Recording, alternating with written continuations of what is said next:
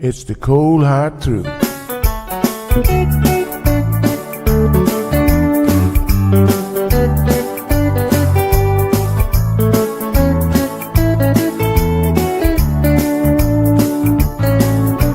Everyone really want to know what's going on with her show. Just get on the air and you will know it's Sandra. The queen of the mile road is here, helping people from everywhere.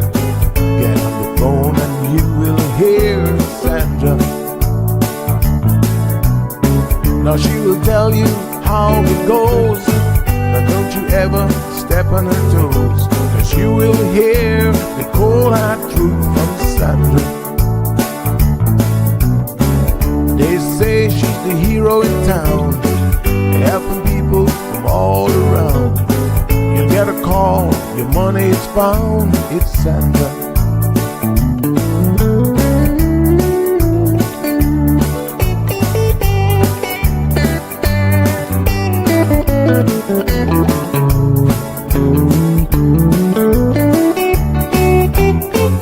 Some will call her late at night just to say that there is a fight, and she will not just leave it alone.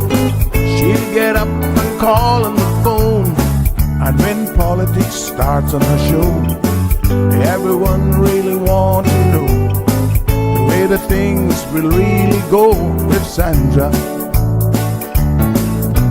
And some will start to criticize, get on the show and tell pure lies, but someday we'll realize it's Sandra. And when they start to argue again, she'll pull the heads to the wind, and soon you will be a friend of Sandra. 'Cause every day everyone wants to hear from Sandra.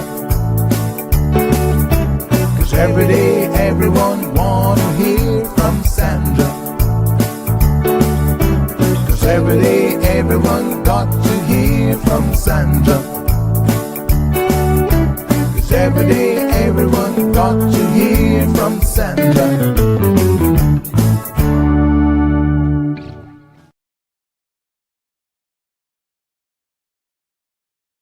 Good morning, good morning, good morning, Cayman. Happy Tuesday. How's everybody doing this beautiful Tuesday morning? Our normally scheduled guests are not going to be joining us today. I think it was Dr. Benoit that was scheduled to come in, yes, but he has surgery. So he will be with us next week. So in the meantime, fear not, we have lots to talk about, lots to discuss. And so we're going to jump right into the conversations happening on our beautiful little island. All right. How is everybody doing? Everybody's good? Okay. Well, let us get it, shall we? Yep. Just having a quick look here. Yes. So I see that I have just refreshed the links. I'm going to send those out to you here shortly. 936-2626. Phone lines are open. So yesterday's show, as it were, very, very interesting indeed. And what can I say except we continue to have discussions in the community about things that matter to you. And a lot of you had reached out to me in relation to Cayman Prep. Like I said at the end of yesterday's program, I really do hope that Cayman Prep is able to make some headway. You know, I really hope that they're able to get it together, because their failure would be a sad indictment. And it's not a failure that's going to happen overnight. Let me be very, very clear. What is going to happen is it's going to be a slow and painful process for them. And if they don't see the writing on the wall, you know, it's kind of one of those things where some people see themselves at the top and they think that the natural order of things is that you stay at the top forever, especially when you don't pay attention to what's happening around you. And, you know, you're just not cognizant. You're not aware of the markers that the writing is on the wall, that there's a decline. And I know that right now education is big business. Private schools are big business, because of the policy that the government put in place, which, by the way, I really kind of hope that this government and this minister, we'll have to ask him the next time Minister Anglin is on the show. I'm hoping that he's having some thoughts around reversing this, what I think actually was a very discriminatory policy put in place back in the day by then government education minister, the Honorable, what's his name now? I'm picturing him and can't remember his name. Bodden. What was his first name? Truman Bodden. Yeah. And I don't think that he envisioned it being discriminatory. And I don't even think that he envisioned the outcome that we now have to deal with. But unfortunately, it is, So, I don't know. I'm hoping that they can. It's one of those things that even if you do an about turn and you try to reverse it, I don't want to say that it's too late, but the long-term implications of a policy that's probably 30 years old now. When did Truman put this policy in place? It's been around for a minute, right? You can't just reverse it overnight. And so there's that. So I don't know. I mean, but I do think that, we've got some new schools that have come on board. There's the Island Primary. Quite a few schools lost numbers because of Island Primary coming on board.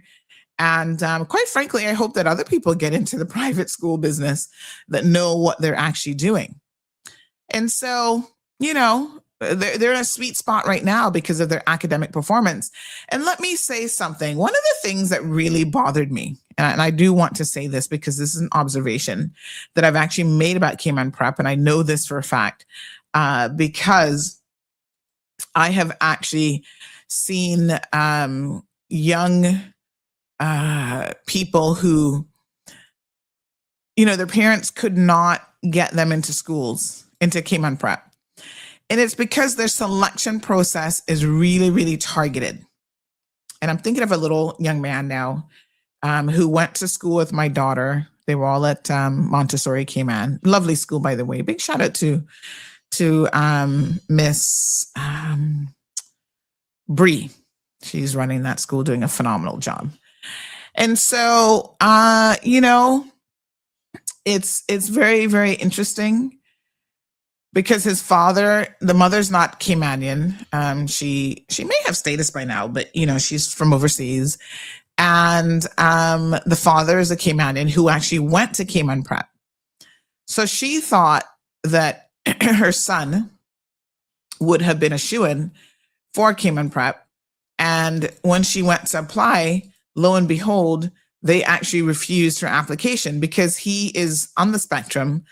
I can't recall exactly, what he has, to be fair, but I definitely know he's on the spectrum for something. And so she was surprised at that. He's still with the right Senko support. This young man, I'm sure, will be doing amazing and beautiful things in his life, but they refused to take him. And she's like, but his father went here and and they didn't care. And so from then I thought to myself, oh, I see what they do here. I see it quite clearly. They really are all about picking la crème de crème, right? So they only pick performers. They only pick children who they think will perform extremely well, unless you're like, one of the law firms that has spots reserved. So no matter what your kid is like, I'm sure he gets in. And money doesn't buy you common sense. Money doesn't buy you intelligence. It doesn't even really buy you good grades. But then the preferential treatment that we hear people talking about is very, very interesting. So when I was reading one of those letters, and if you were listening to the show on radio, but then you don't listen past 9:30, you really missed quite a nugget, because we were talking about the fact that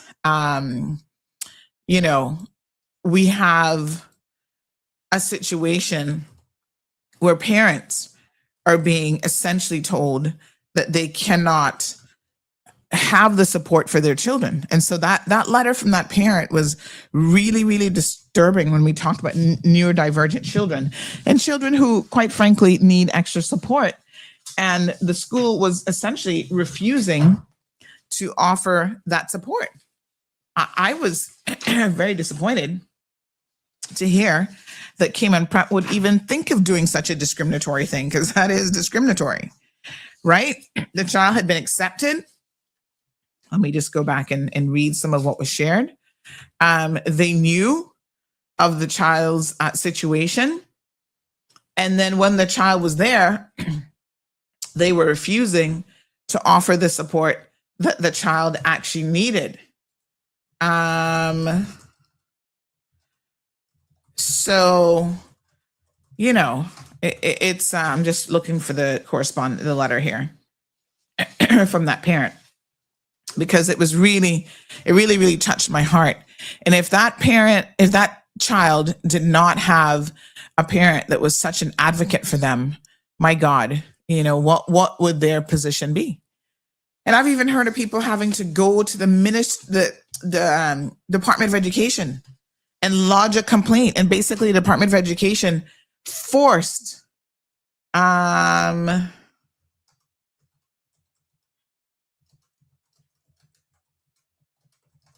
Department of Education basically forced them to offer the support that they should be offering. It's really, really sad. Very, very sad. But, you know, we'll see. Now, do I have high hopes? Well, let me tell you why I don't have high hopes. Because after yesterday's show, you would have thought that would have been a reflective moment for Cayman Prep, that they would have gone away and said, right, you know, all these letters, all these conversations, maybe it's time that we look at our behavior and we examine what's actually happening within our walls, within our institution. You know what they did instead? They actually went away, and instead of that, they doubled down and they started to question students. Let me send you something that a parent sent me. They started to question students on who they had talked to. So this is what a parent sent me yesterday evening. Apparently, kids were being pulled out of class. Listen to the priorities now for Cayman Prep, right? Children were being pulled out of class, and they were questioned at school today, wanting to know whether they told their parents or other friends, etc., about the posts of Mr. Wan. I hope they know better than to ask my child any questions without my permission. They're being pulled from class by Mr. Castle, who's the deputy principal, and someone else, can't recall the other name that was mentioned. This absolutely means that nobody, and when I say nobody, I do mean nobody at Cayman Prep is paying attention and is listening. And I don't even know what to say. This is shocking. So their response to yesterday's show was to go and pull out children, you know, and question children about who might have told CMR about Mr. Wan. And instead of them, they need to be pulling him out and questioning him and asking him questions about why he lied, that his profile was unlocked or was private and locked, when it turns out that was not possible. It is just unbelievable. Unbelievable. Wow. So that's their solution. I'm just thinking, I'm scratching my head. Like, how is it possible? How is it possible? Well, that's what they did. So that gives me very little hope They are tone deaf at a level that I must admit I have not seen in a really, really long time for an institution. My God. It's quite sad. It is it's unbelievable. All right, we have another person listening to the program. They've got some comments here.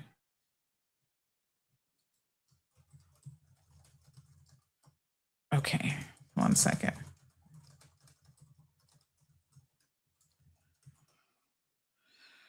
All right. My little image creator is giving me some issues the last couple of days trying to have discourse with me. Which I'm not about.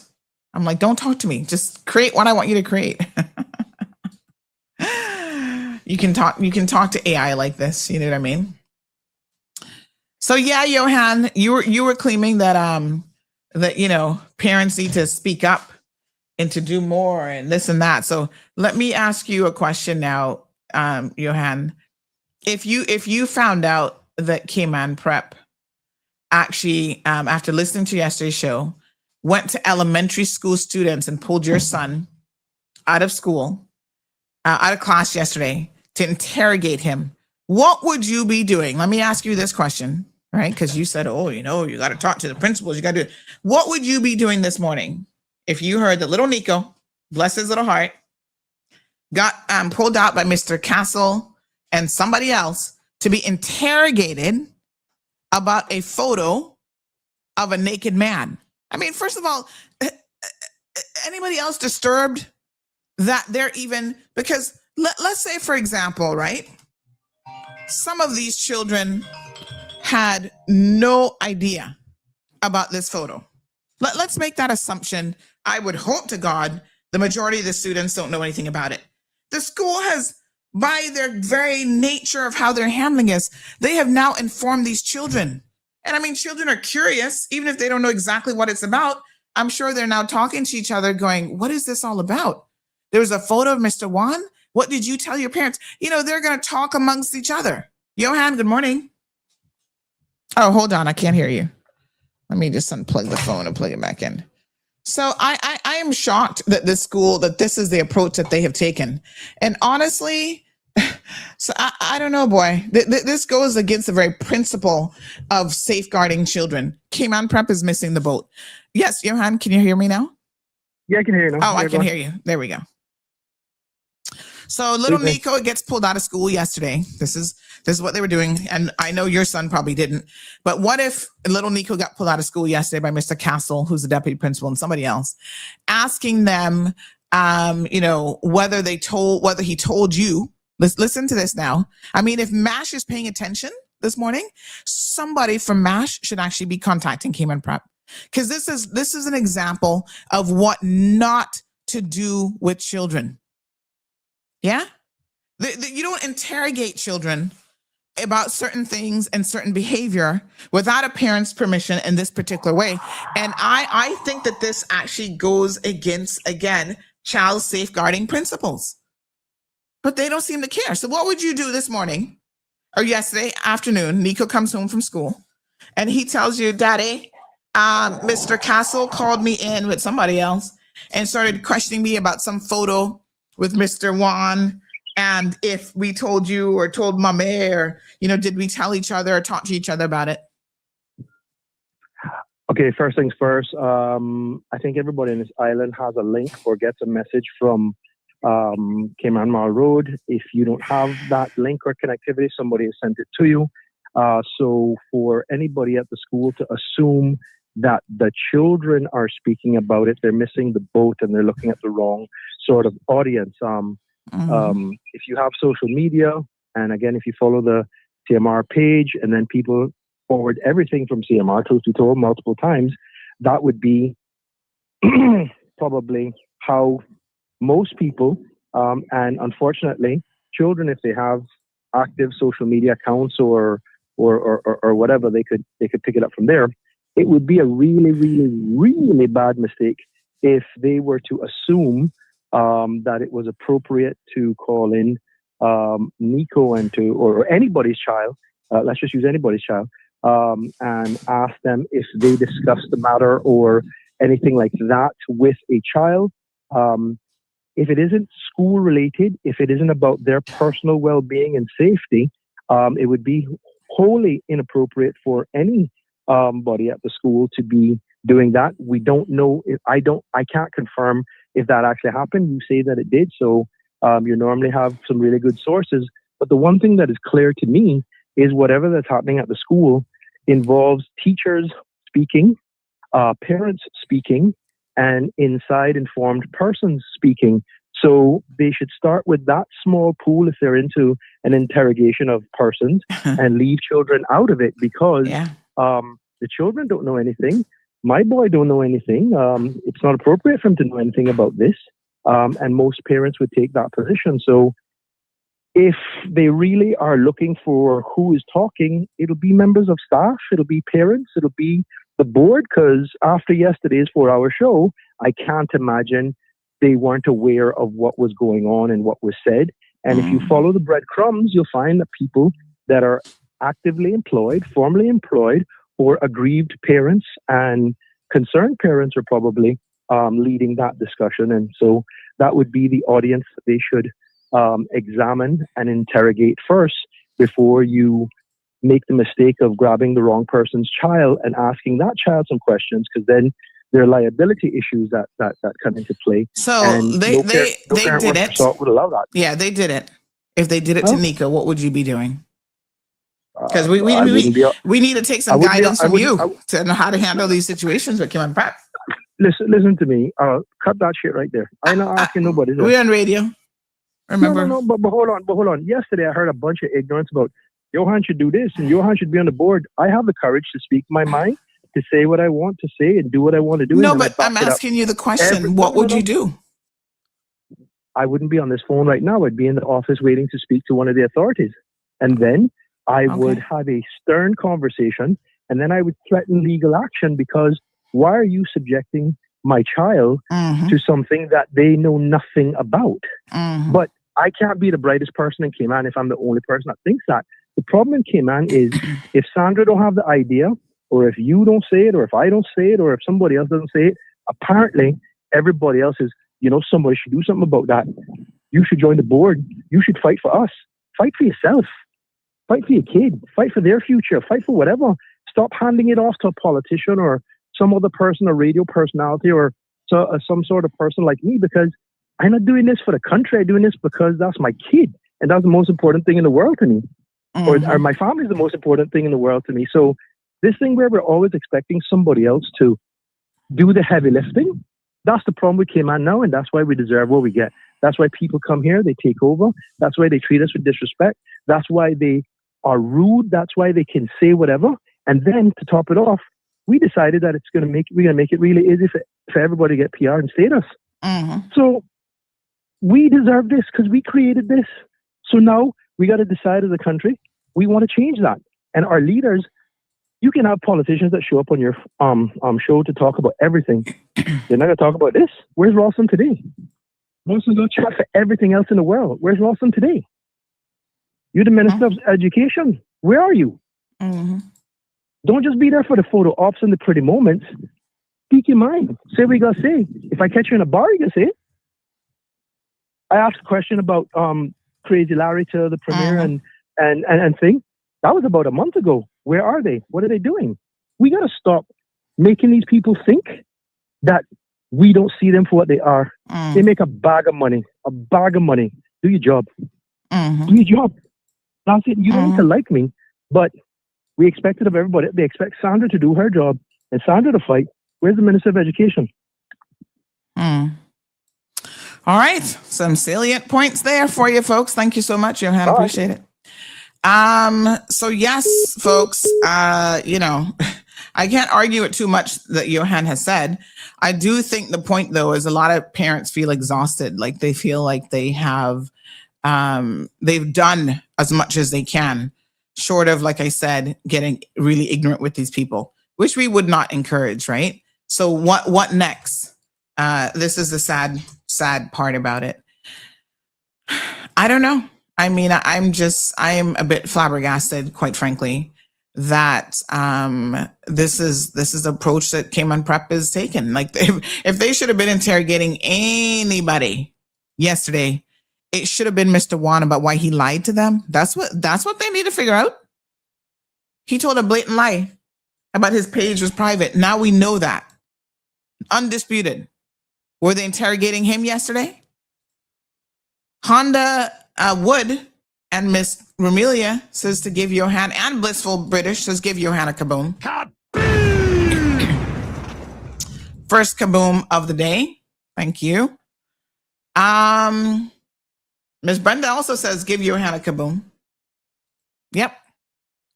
But what about those parents who are saying they have exhausted themselves trying to go through the proper channels? They've been in the principal's office. They've talked, through the wazoo about this. They have other children calling their kids derogatory names, and the teacher sitting there laughing when somebody calls your child basically a racist remark towards your child, and the teacher who's supposed to be enforcing it sits there and laughs, right? Reinforcing it with every other child in that classroom, and Cayman Prep does nothing about it. You talk to the administrator. Oh yeah, we're gonna put them. Well, somebody said yesterday, they put them in reflective time, have them do reflective coloring. It's like these people don't even know how to discipline children. Morning, caller. Reflective coloring. I haven't heard of such foolishness in my life. Yes, honey Jill. Family and Cayman people. Morning, my darling. Trust that all is well. Yes. What a hot mess. Cayman Prep sure does have you, because from yesterday to today. But I'm just saying though, Miss Sandy, right? Is that even legal that you can question my child? We're talking about underage children, we're talking about minors. Yep, exactly. So I know the police couldn't do it. So if the police can't do it, how can a school do it? This is what I'm saying when I mentioned child safeguarding this morning. How can Cayman Prep legally do this? Where is the mass unit this morning? Let me not forget to tell you to give Johan kaboom, kaboom, kaboom, and kaboom again. Because at the end of the day, we allow it. Thank you, Johan.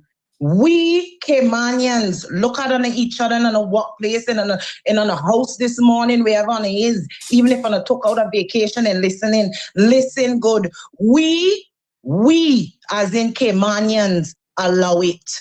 Every last one of us need to hold the accountability. It is for time that we stand up and we speak out. And like he said, Sandy is the only brave Caymanian to stand up against the odds. And that's why you get the information you get, and you're able to broadcast the news that you're broadcasting. It is for time we stop sussing amongst each other.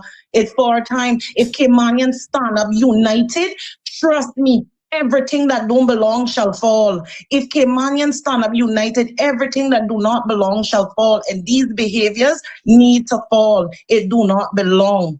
I am just on the part where they're able to question underage children without the presence of any parent or legal guardian or the supervision of the MASH unit or even the police station. These schools are not no God. They're just a school, and they need to carry out what school's supposed to carry out. That questioning thing is not right. And then now you're opening our children's minds that these teachers have a different life. We're on different platforms. So now instead of they go study for these exams coming up, these poor babies were questioned. So their mind just on what it is that he did, what he got up there. And everybody now trying to cahoots to find out because they brought it to the children's attention. Them, the school.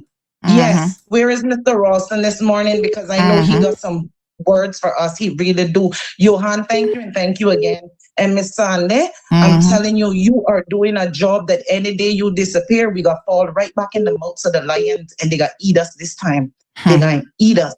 Because you are here, we can still take our time to pull our heads and our hands out. But Miss Sandy, we are too far in these lions' mouth, and they're right there sitting among us.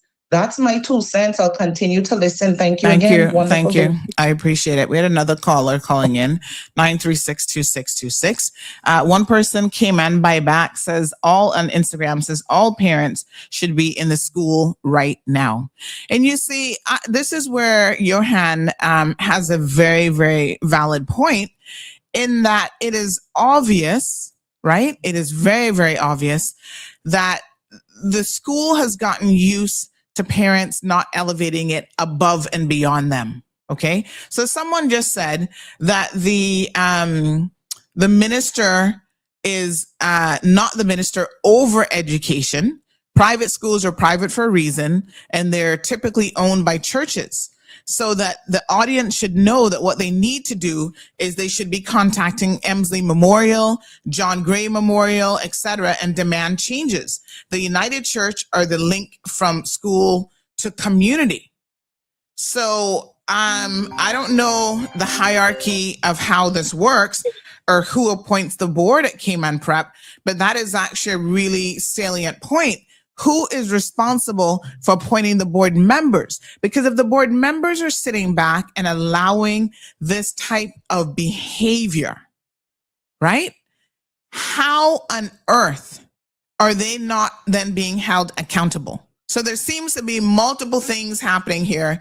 The school is on a frolic of their own. The school principal, we heard about her yesterday, Miss Strand, seems to be able to do whatever she wants with no repercussions, and that's because the board isn't holding her accountable. So then the next logical question becomes, if the board is not holding her accountable, then who is holding the board accountable for not holding her accountable? Good morning, caller. Good morning, Sandra. Morning, dear. Morning, Cayman. Morning. Regarding the situation with Cayman Prep. What would you do? Let me ask you the same question that I asked you, Hannah. I should have asked the last caller as well. What would you do if Cayman Prep called in your child yesterday afternoon, interrogating and asking them about had they spoken to their parents and had they told their parents or friends about seeing a post about Mr. One? I mean, you could imagine, right? Any school institution doing that and essentially putting fear in primary school children. That is so inappropriate on so many different levels. This is very, very disturbing to me. Well, first of all, thank God it was one of mine. Thank God. I mean, on a whole, thank God it was one of mine, because that was the same question I was going to ask, or the parent that gave you the letter, what did they do about it? Because if it was me, I would have went straight to the police and made the police go up there. If you can write a letter, you should be woman enough or man enough to stand up and say, yes, I did it, and here I am. I need this investigated right now. Because if it's wrong what it did, and I know it's illegal for them what they did because they're all minors, be parent and just don't write letters. Because Sandra can only do so much, and that's to put it on the air. But, and of course, you're not calling no names. So if you don't call names, then nobody knows who we're talking about. So as that parent that gave you that letter should be woman enough or man enough this morning, if they didn't do it yesterday, to go to the police and start an investigation. So that's my suggestion, because if it was mine, I would have been up there.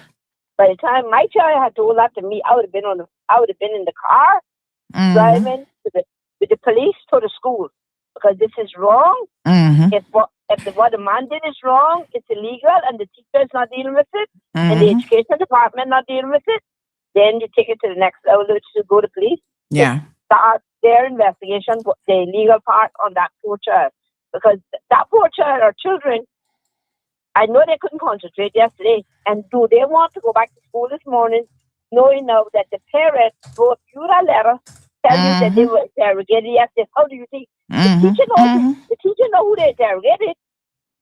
So where is the parent? Well, I mean, it's more than one child, obviously, but well, that's what I'm saying. The teacher know who they interrogated, so it's not going to be one child. So you think that they're going to left it at that? They're going back at that child, or that child is going to go to school today? I mean, as a child, you can't expect them. I mean, they're left out there in the mercies of the teacher now, if the parent not standing up that muchness. So go to the police and make a report. and let the police pick it up from there. Let's find out. Let's see what kind of balls that they got. Yeah. Because that is illegal. That's a breaching of saying if the children had done something, if they had fought in school or a teacher, then they would have been, the principal would have been had the police up there to have them arrested for disorderly conduct. So the parent don't need to go up to using no decent language, but they need, if I said, did I get no justice, go to the police and let the police take it from that level. For the legal breach of those children's rights. Mm-hmm. So that's why We're trying to find out more. I mean, someone said, does Education Council have any power over these private schools? So you mean to tell me private schools can do anything they want? And what's the recourse? Yeah, and call and like you said. Well, I tell you what, I'm going to reach out to a member of the MASH unit today and ask them if this should not be investigated, because I honestly think that it should. Of course, since they put it in your hands as a parent, so yeah, go there. Yeah. I mean, me as a parent, I don't have one going to private school, but me as a parent would stand behind them, because it's wrong is wrong. Yeah. Don't care. If they do it to your child today, tomorrow they're gonna do it to mine. Yeah. And they might end up with the wrong, and then you get a disgruntled parent go up there and not satisfied with how he's being treated and retaliating ahead. That parent was so disrespectful. So if they're not gonna nip it in the bud now, then we gotta nip it the other way. Thank you, caller. I appreciate it. Okay, Carmen. All right, my dear. 936-2626. Johan says CIG provides funding to all private schools in some way, shape, or form. But it seems like what is being highlighted here now to me is, despite the fact that they are providing funding, we have no recourse to hold them accountable for their behavior. That don't sound right. Good morning, caller. Welcome to the program. Good morning, Sandy. How are you doing? Morning. How are you? I'm great. I heard you made a reference a while ago concerning if the private schools can do whatever they want. But aren't the government subsidizing private schools? Well, this is a question that we're trying to figure out now. Well, okay, let's cut their funding. How this really go? Well, we have some sort of control. The government, the education department, just cut their funding. That's what I said cut yesterday. Their funding. The church, the coin, what do you call it? The coin purse strings seem to often speak volumes. So maybe that's where we need to approach this. Right. Just that's like, they don't want to listen. They're not up to date. Because what is the purpose? What is the purpose of the funding? The purpose of the funding is to, since Truman put this thing in place where, you can't access government schools if you're an expat child, that has really forced this divide in the education system, right? And there are some Caymanian children who have to go, who go to private school, but the funding is for them to do what exactly? Like, I have a question about what the funding is even for. Right, because look at the cost of kids going to those schools. Would they not be able to Caymanians don't get a discount, themselves? Right? Caymanians certainly don't get a discount. No. And look at the cost. Look at the cost to go to those schools. So why would they need funding? Why would they need funding? That's my question for a long time. If it's a private school and you're paying a big dollars to attend that school, why would government need to subsidize them? I don't understand. But if that's the case, we are subsidizing them, then let's cut the funding. Donald Trump would have just shut that off a long time. You know, that would be the first thing he'd do. He'd go out the money. Well, so let's shut it off. He's normally not an example to esteem to, but point taken. Well, he's my example. I like how he's doing things. I can shut him off. If you mess with me, I bomb you. We're not going there. Sandra, we haven't had a Donald Trump day in a while, but we're not going there today. Maybe tomorrow. Yeah, all right. We would well, that would be my thing to go at them. Yeah, shut them off, because I think there's this thing about good schools. You get graded as good schools and different thing like that. So I would shut off your funds until you prove that you're a good school. You know?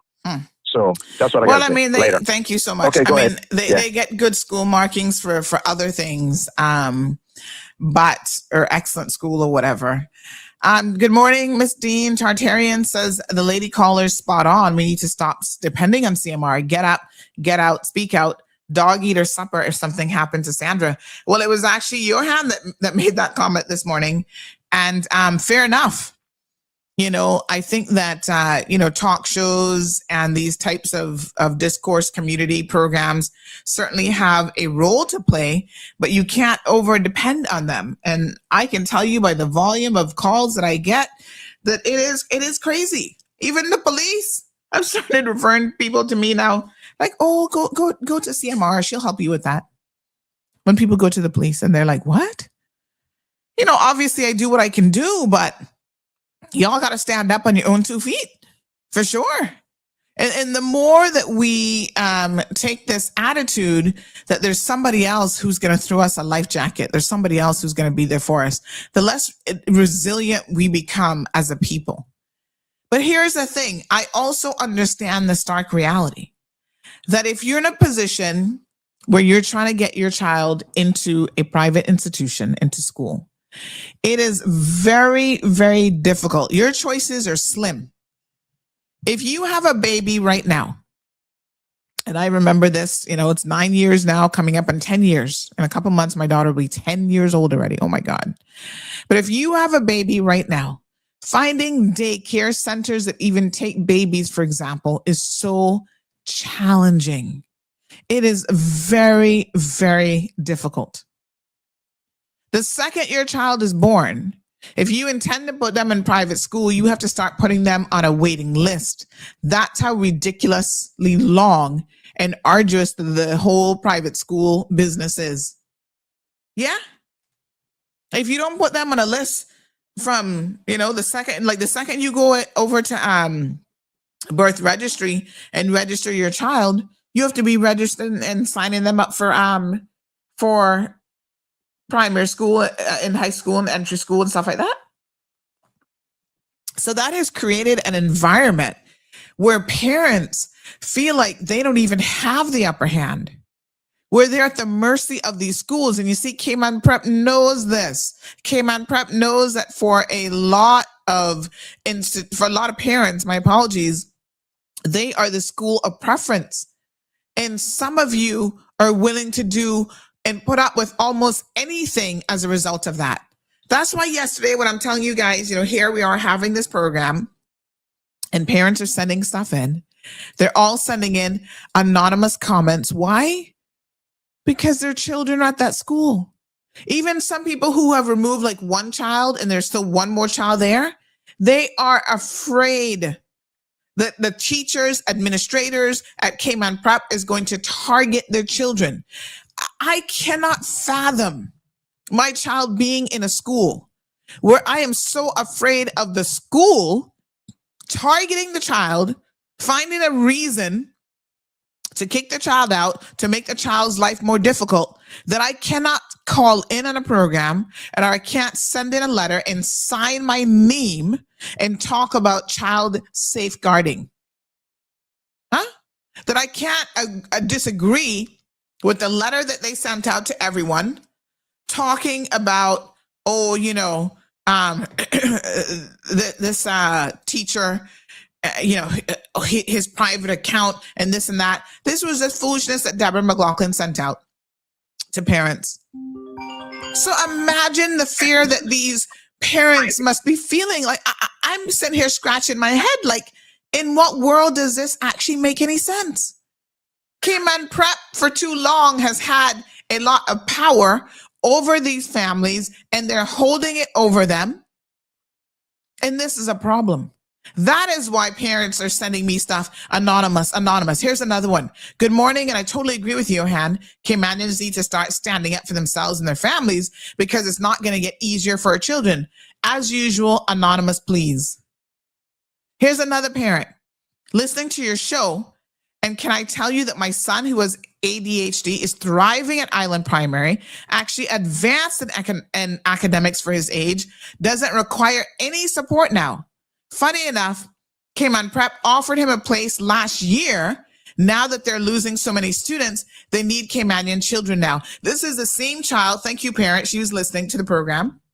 This is the same child that I was telling you guys about that was at Montessori with my daughter that Cayman Prep refused to accept years ago. So you see, now they can offer him a spot. This young man with proper support, right, has advanced in academics, doesn't require any support at this time, and is thriving. But no. Cayman Prep didn't want to put in the work. Oh, he has ADHD. Oh, this child is dyslexic. Oh, this child is neurodivergent. We don't want to put in any of the work to get those special needs children, as we may call them. I don't know if that's the right term these days, but children who need a little bit more assistance, they don't want to put in the work because they're only looking for academic excellence. That's all that matters to them. And I hate to tell them, but in the real world, academic excellence is not where the buck stops. You got to have a moral compass. You got to be a good person. I mean, there's much more than being academically bright in life. There's much more than getting into Cambridge and doing well academically. Good morning, caller. Good morning. Good morning. How are you? Oh, I'm not as riled up as you, but I think I'll get there soon. My goodness, what a hot mess. Can you believe it? But anyway, I have to ask you to please bear with me. Mm-hmm. And if you interrupt me, I'm going to reclaim my time. Are you familiar with that? Okay. All right. I mean, I'm laughing, but this is no laughing joke. Mm-hmm. Because let me say this first and foremost, I didn't even plan to turn on anything today. Okay? Mm-hmm. I don't know why. I just happened to be checking my notifications in the top, and I just pressed on it. And I thought this was yesterday's show. And I said, but wait a minute. What? They took a child? They interrogated a child? What am I hearing? Children. More than one. Okay, children. Okay. Yeah. So I know a lot of people are not going to like what I'm about to say, but I'm going to say anyway. Okay? I said this yesterday morning. I didn't expand on it, but I think it is worth going back there and expanding on it. My daughter went to a private school. Mm-hmm. At the time, it was only a primary school. So when she had come to the end of that, they had a meeting with the parents, and they said that, they were about to build the high school.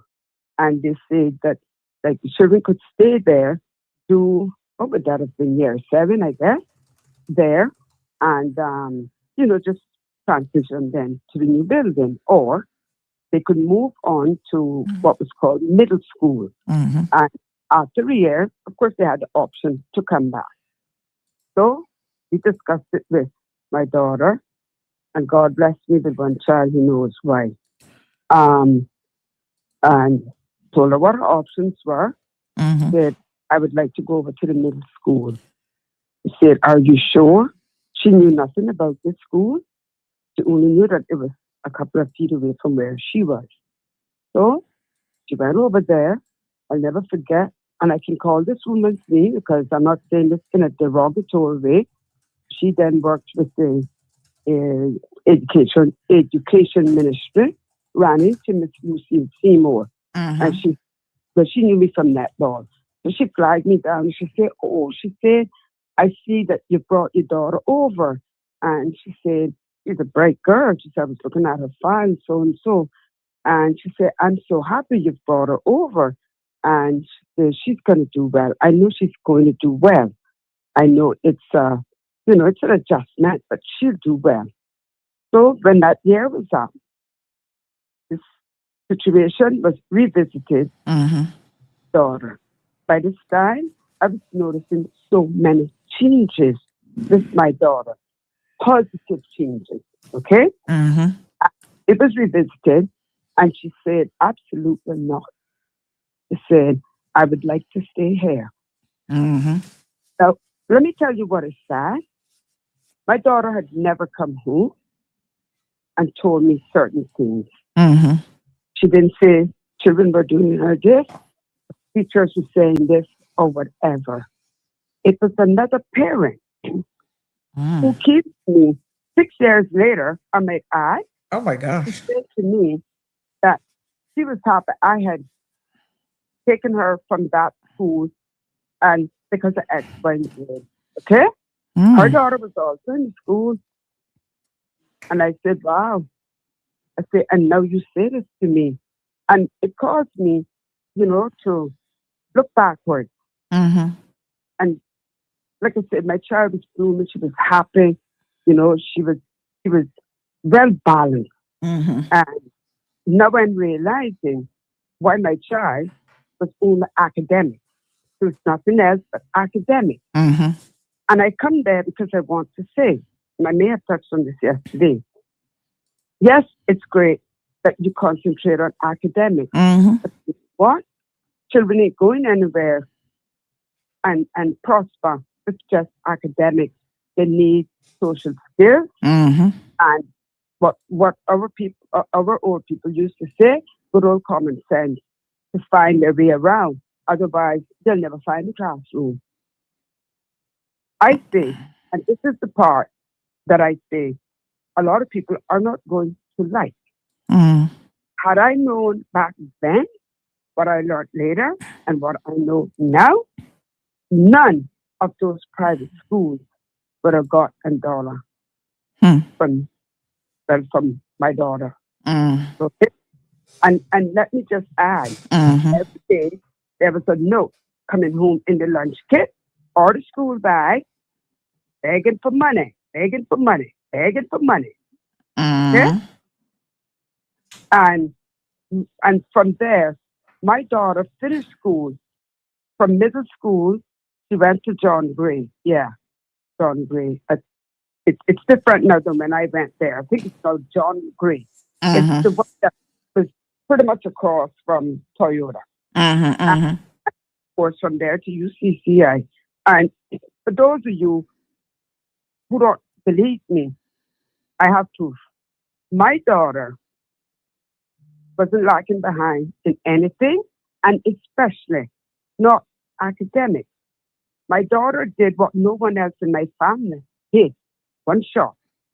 And she was one of only 3 students in the Caribbean to pass English language with distinction. That's a school product. So please do not waste your money sending your children to these schools. They don't want them there.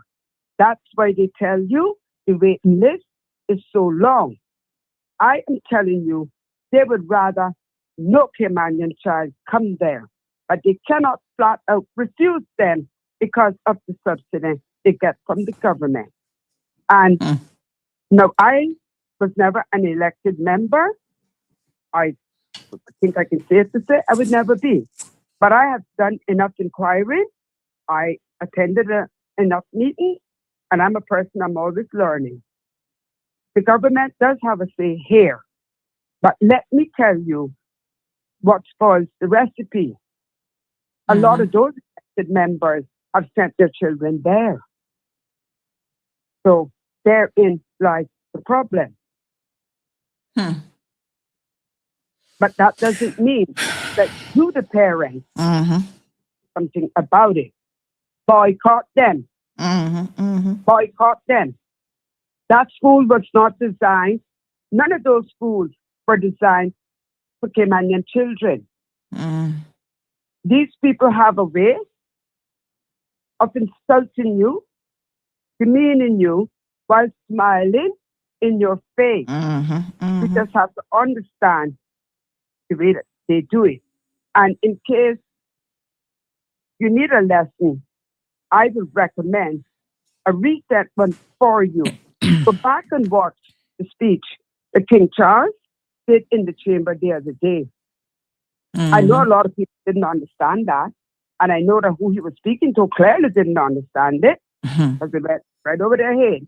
However, that's the way they speak to you. Yes. When they're putting you down, putting in your place, or whatever. Although I will say it was a necessary speech. But moving back to Cayman, my advice would be remove your children from those schools. Everybody lives in an area that has a government primary school, please don't knock them. They are not what you hear. I have visited those schools. I have volunteered at those schools. I've gone on field trips with those children. And let me tell you, in my opinion, none of those private schools are run any better. The children are not taught any better. Okay? I know that there's a breakdown somewhere at the high school. But again, when parents get up and they speak up, I believe we get results. We just have to do this together. And as one of the previous callers said, Caymanians also need to stop segregating themselves from Caymanians and joining up with the, in quotations, enemy. You band together. There is strength in numbers. Do not give up on this cause. You see how they've handled it? And you know what this is called? CYA. Okay?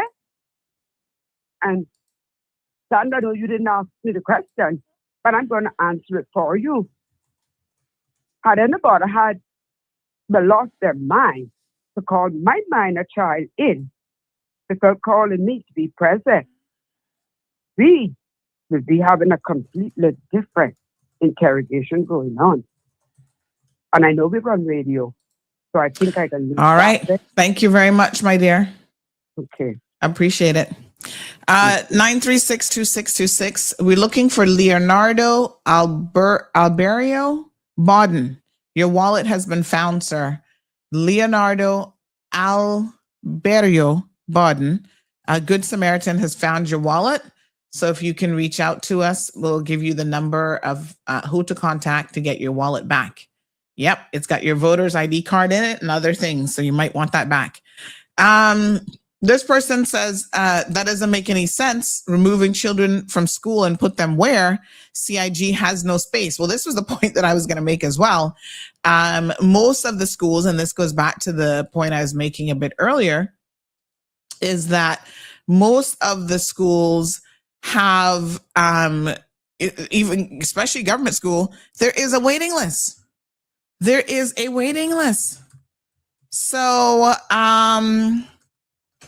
you know, yeah, what you gonna do? If there's no place to put them.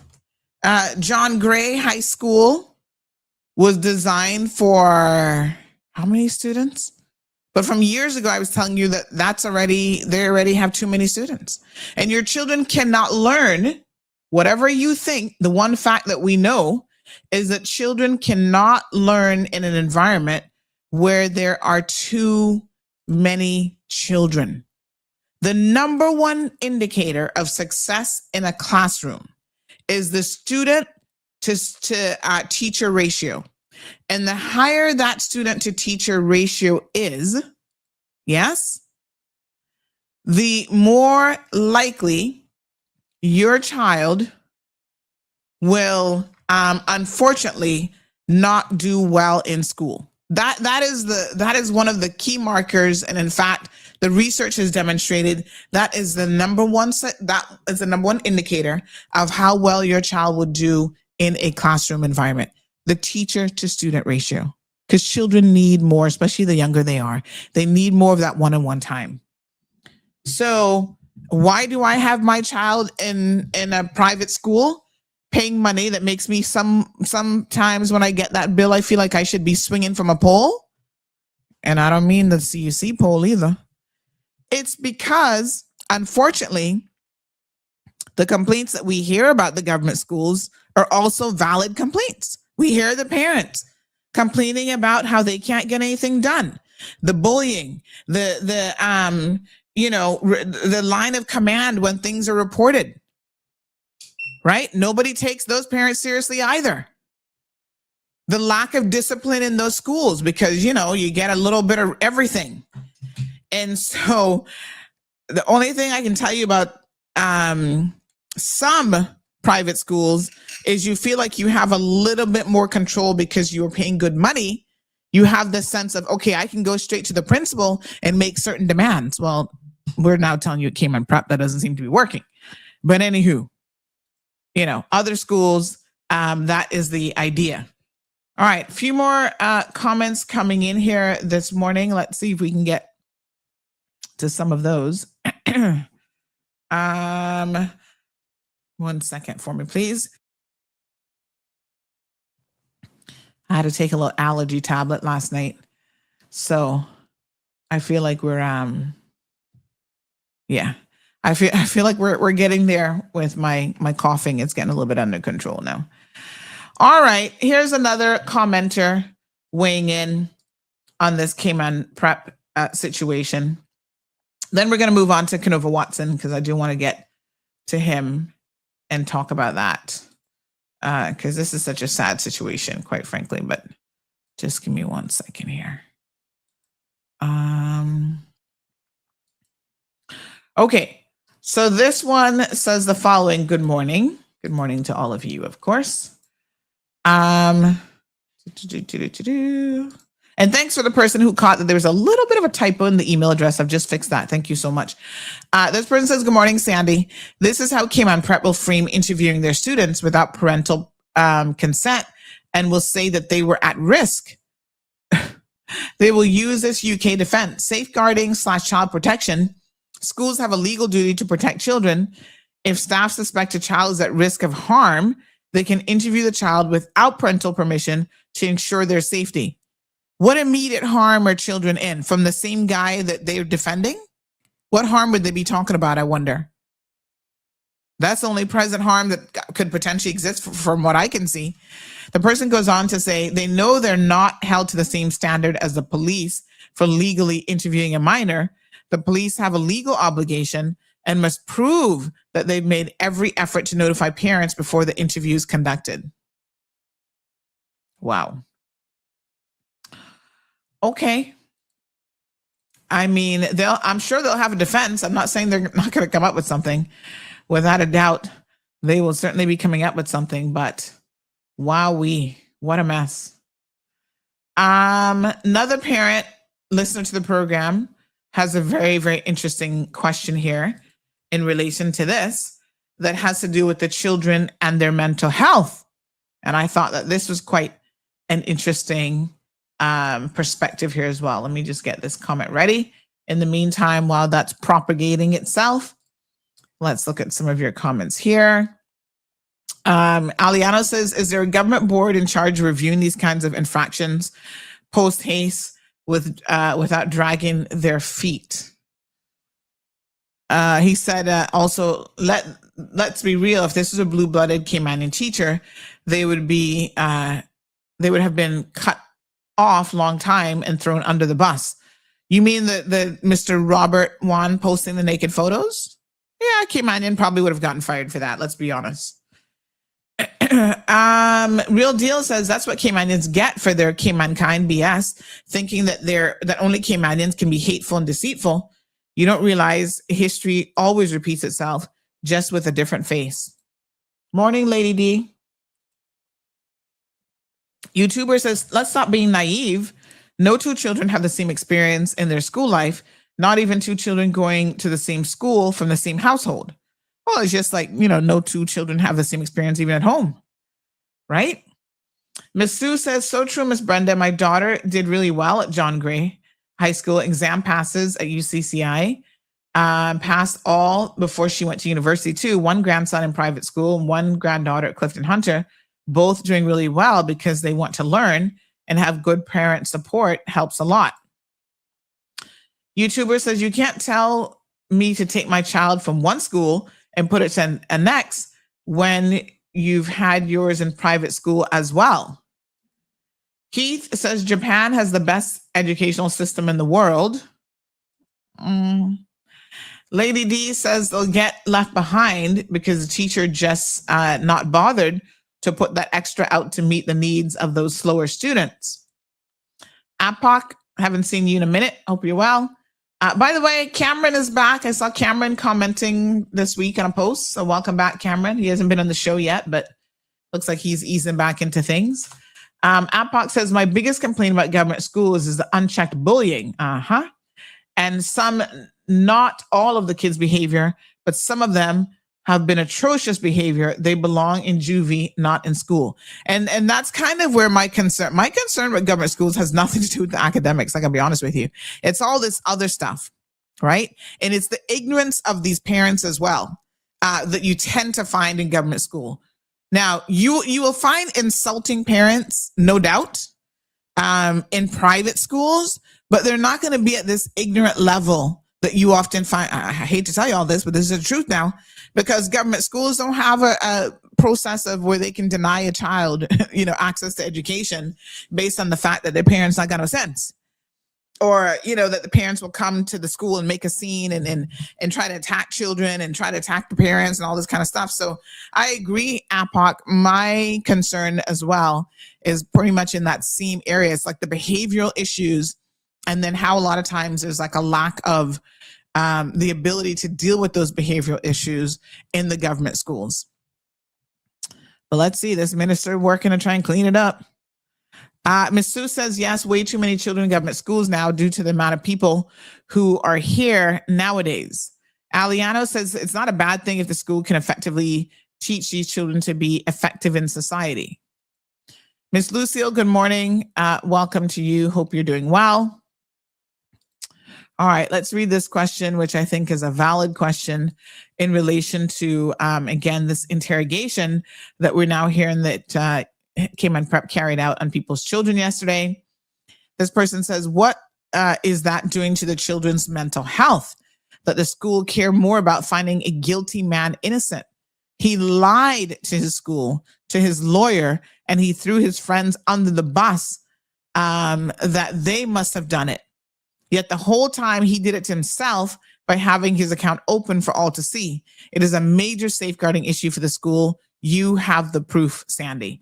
And for those of you who may have missed yesterday's program, in the course of yesterday's program, when we were talking about Mr. Robert Wan's excuse that his account was private and that, these postings were on his private account, et cetera, there was a very, very astute listener to the program who's very well versed with social media. She said that follow button up at the top, that would not be there like that if this was a private account. And so I looked into it further, and she's absolutely correct. So at some point, his account was open. And again, reflecting on how I got this email, I got these pictures, 4 of them, in fact, before I even realized I'd gotten them, in the sense that they were received.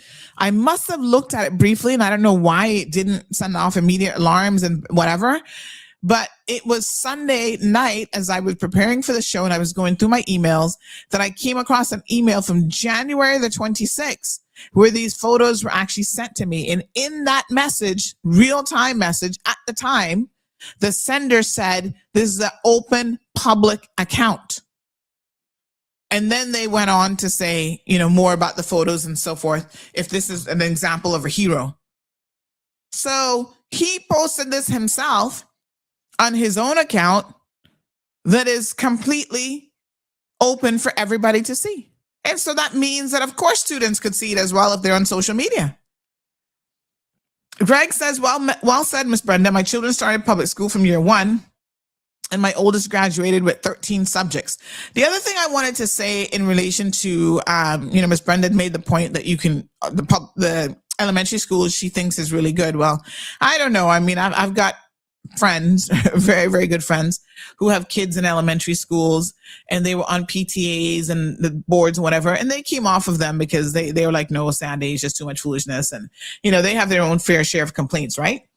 But what ends up happening is you find that early on, the ability to switch schools now is becoming more and more challenging. So parents from day one are trying to get kids in the schools where they hope that they will stay, unless something happens like what's going on at Cayman Prep, where they don't have a choice but to pull them out because of, all this foolishness. But they hope that they will stay there from year 1 straight through, because it is difficult to have a child in primary school for all of those years, and then when they get to high school, try to put them in a private high school. Chances are the waiting list is too long for it. And a lot of times it's like a different system now that you're trying to get them adjusted to. You're taking them away potentially from a group of friends. I mean, there's a lot of considerations about moving schools when you get to the high school level.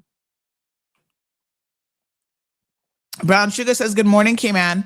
Plenty of smoking of weed going on at John Gray High School, and there's a lot of neglected kids in that school. Keith says he needs somebody to beat him with a saltwater belt. What on earth is a saltwater belt? Is that like a cowitch? Like a, not cowitch. What is the one that Aussie used, the cow cod? Saltwater belt. Yes, sounds painful. Morning, blissful British. Vanessa says 2022 pictures. They just, and she puts that emoji. Girl, he just likes to show off himself. I mean, obviously he's very proud of his physique. That much we could certainly give him. What a hot mess. And by the way, at that time, he was already teaching at Cayman Prep. So he was ready here. All right, let's move on, shall we? Someone says, tell Sandra to read the education law. Private schools cannot exist without the Education Council and Ministry of Education. Another person says, good morning. My sons are a product of public school from primary straight through to high school. Both graduated with honors and special awards, and both are about to finish their qualifications in their chosen career paths. Public school system is not perfect, but as a parent, you need to be there throughout the school process. Well, that is true, quite frankly, regardless of any school that you put your child in. And so, you know, there is that for sure. Private life online. Oh, after graduation success rate. All right, we have another person who has left their driver's license. Renee Amanda Walker. Miss Renee Amanda Walker, your driver's license has been found. Y'all losing stuff this morning. All right. Let me see. Oh, yes. This person says the police have a legal obligation. Oh, I think I read that one already. Okay. All right. So I will forward it on to the police because I am curious to know whether or not this will be taken serious by the MASH unit as a safeguarding issue, especially given the topic of conversation. It's about this man and his social media account. Why you'd be interrogating children about that, only the good Lord could understand, because I think that that's next level crazy, personally. Let's talk about Canover Watson, shall we? So over the weekend, it was revealed that Canover Watson has lost his Cayman status, and there was a court decision in relation to it. And I mean, you know, it's a sad, unfortunate situation, but let us dissect it a little bit. Oh, by the way, anybody who has lost a Honda key, Lord have mercy, y'all are losing all kind of stuff. If you have lost a Honda key, please reach out to me as well. Someone has found a Honda key. So if you've lost a Honda key, reach out. It has like a blue little box in the middle of the key, and then it's like the key fob, and then you can extract the key. So if you've lost your Honda key, reach out to us, because this could possibly be it. And sometimes these keys are expensive to have replaced and stuff like that. This one kind of looked like it's had a rough time in the streets, though. This one was moonlighting on the streets. It's all scraped up and stuff. All right, so Canover Watson, I think most of you will know who he is by now, but he is, I guess the proper term is a disgraced former financial services manager. He actually owned, as I recall, his own company, which was called Admiral Administration, I think it was. They were in that building right there across from Applebee's on the corner. that glass building. So Admiral administration, they did like company admin stuff.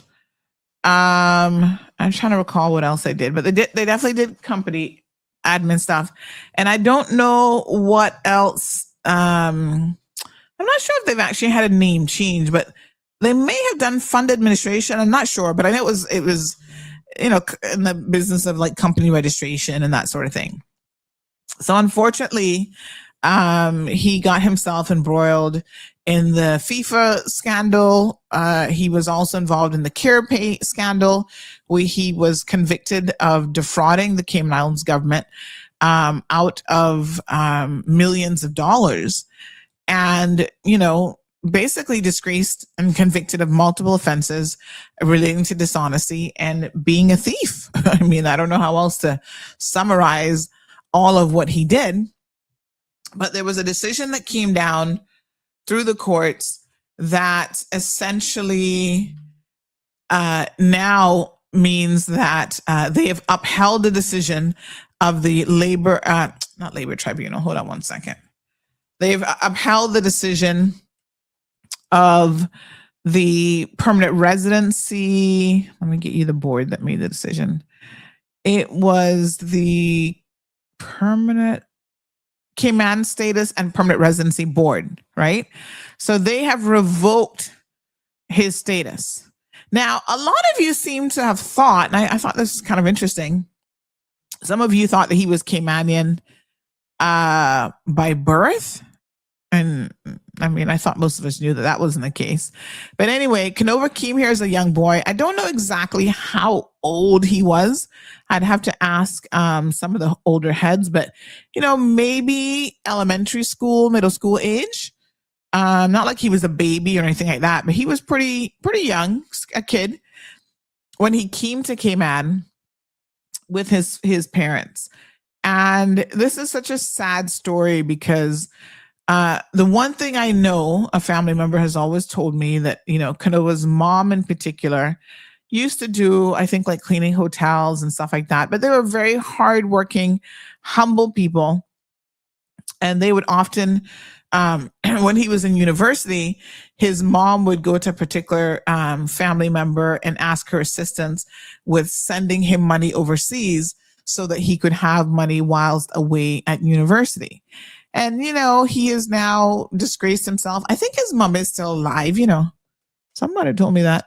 I think his mother might still be alive, but she, I understand, has dementia. So bless her little heart. She probably doesn't have a clue even, what's going on. But yeah, so he has now lost his status. Now, I gotta be honest with you, most people don't have an issue with this. The vast majority of people are like, good. The only thing I see people saying is, we need to add to the list, honey child. We need to add more people to the list. And some people have been sending me their list of people.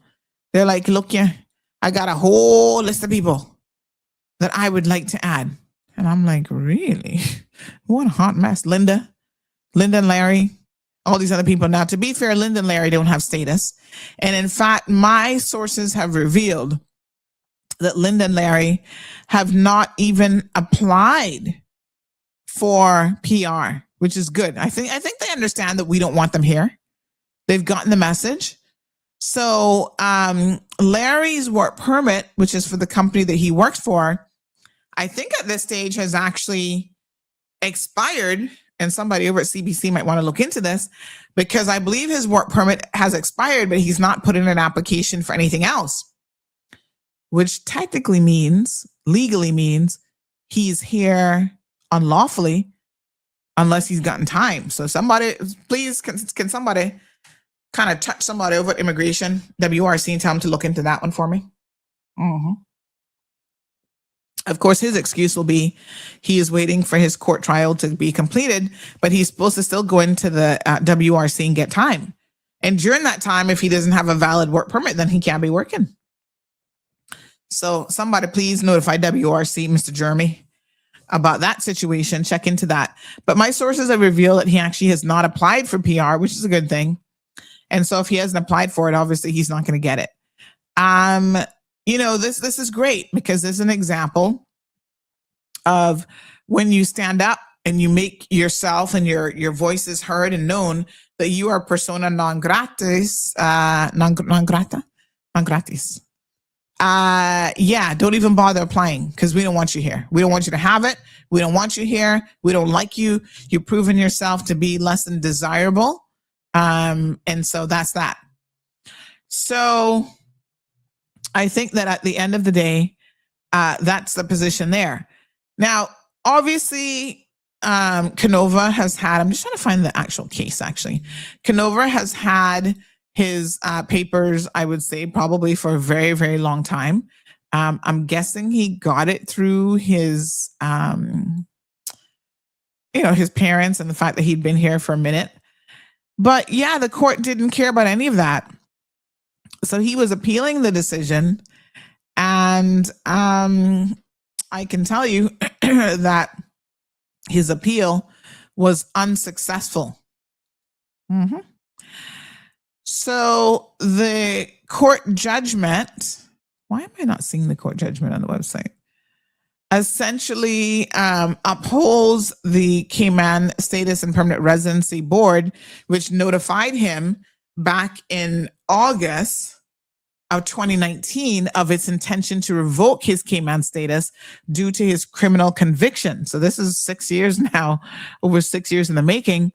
And apparently he had appealed this decision to the Immigration Appeals Tribunal, and they dismissed his appeal on the 29th of October, 2024, and recommended that he attend CBC to regularize his immigration status. Of course, he was convicted back in 2023 yet again, and was advised that his right to appeal the IAT's ruling to the Grand Court on a point of law, he had 28 days. And he missed the deadline. So the deadline passed on the 26th of November 2024 without an appeal being filed. And so he missed that deadline. And then he sought to seek leave to appeal in August of 2025, but the IAT rejected that consideration request in November 2025, stating that it no longer had power to reconsider its own decision. So these deadlines are really important. Trust me, they'll trip you up. Been there. And so he subsequently filed an application for leave to apply for judicial review in February of this year, raising 3 grounds of procedural unfairness, alleging the tribunal relied on advice from the Director of Public Prosecutions without disclosing it to him,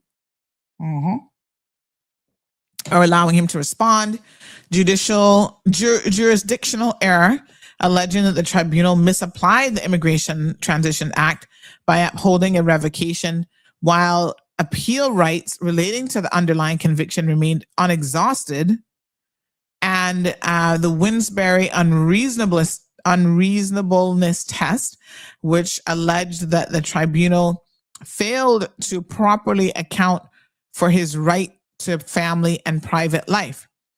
So on a judgment that came out of the Grand Court on April the 27th, Justice Marlene Carter refused to grant him leave to apply for a judicial review, effectively closing his latest legal avenue to challenge the loss of his right to be Caymanian.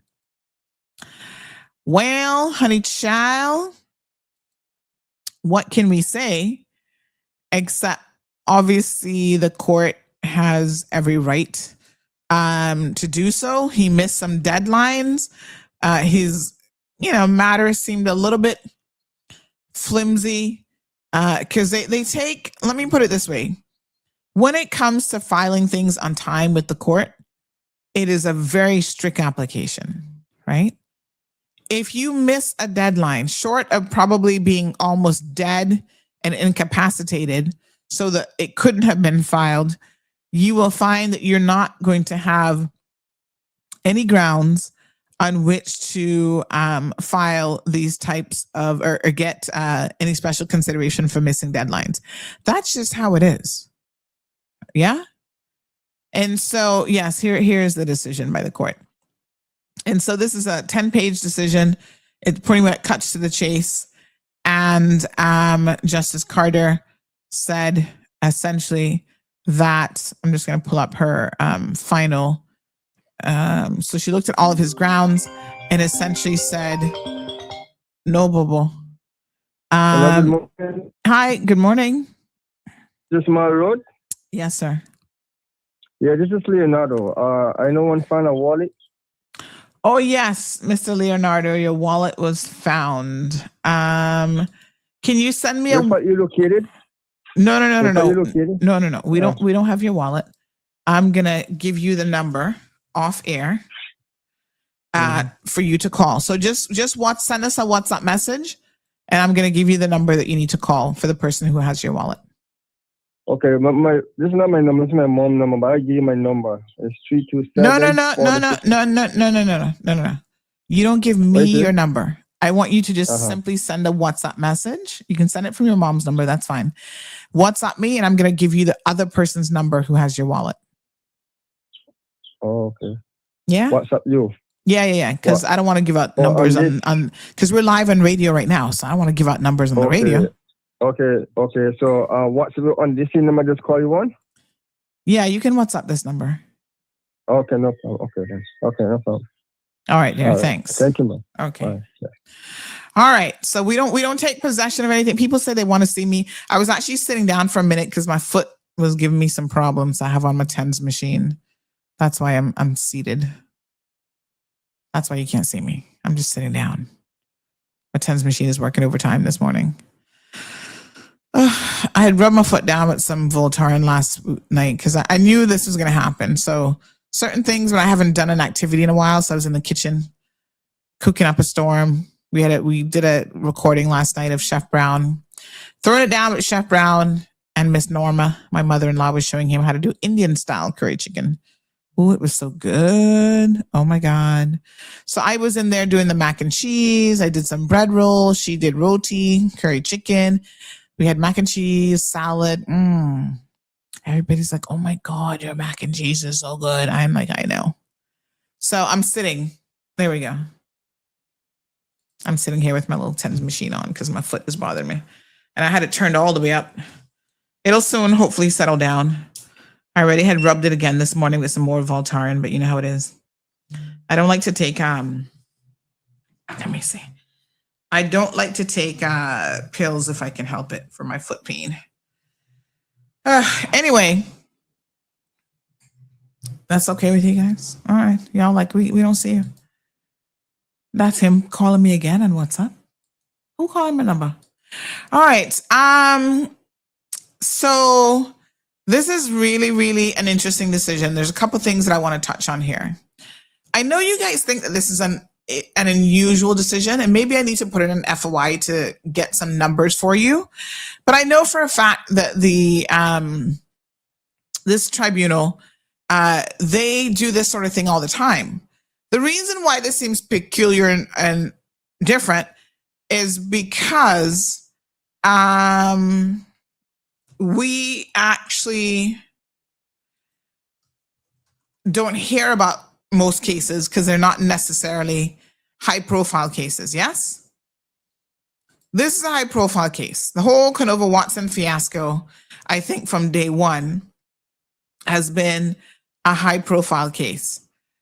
So it was reported on, he obviously tried to appeal it. Most people, when they don't get status, I'd probably say a very small number of individuals would go as far as actually appealing it all the way to the Grand Court. He attempted to do that and he still lost. Okay. So yes. His mom had passed away. Oh, bless her little heart. Thank you so much, Strong Willed. So, he is convicted. I don't personally have an issue with this decision at all.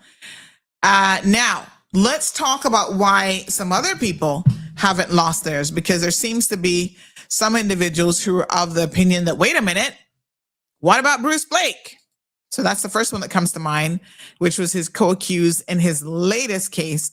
And like I said to people, I said, listen, you're not comparing apples to apples. All right. in law, I know sometimes cases on the face of it look like they are the same, but they're not. Yeah. There are differences between the Bruce Blake case and what is going on with Canover Watson. So let's have a deep dive. And we got some questions and some comments that are coming in. But let me also go ahead and remind you that there's a very interesting article. Who is this that's calling me? Lord Jesus. On the website. Hello. Yes. Good morning. Yes. Yeah, I told you just to send me a WhatsApp message. Because,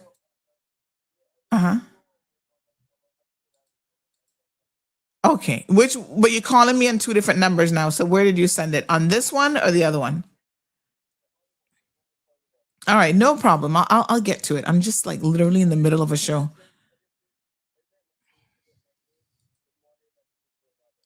Okay, no problem. That's fine.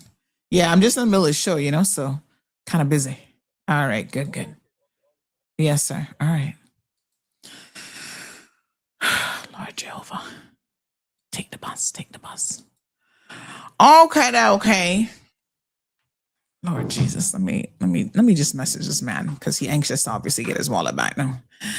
So let's talk about what some of the differences are. But before that, I was just saying that there's an article on CMR about our population numbers increasing and some job stats. That information comes from the ESO. So more Caymanians employed as population climbs to 90,000. Jesus Christ. We're going to hit that 100,000 mark before you know it. How do they get this information? That is why you need to participate in these surveys, please, and thank you. The Economics and Statistics Office, ESO, is currently conducting the annual business surveys until June 12. The surveys collect information to answer questions like, how did the economy perform in 2025? In 2025, how much did foreign companies invest in the Cayman Islands? The surveys include all relevant entities that produce goods and services in the Cayman Islands. The surveys are confidential under the Statistics Act and are exempt from the Freedom of Information Act. Your response matters. Do your part. Fill out and return your survey forms to the ESO. Remember, better data, better decisions, better business.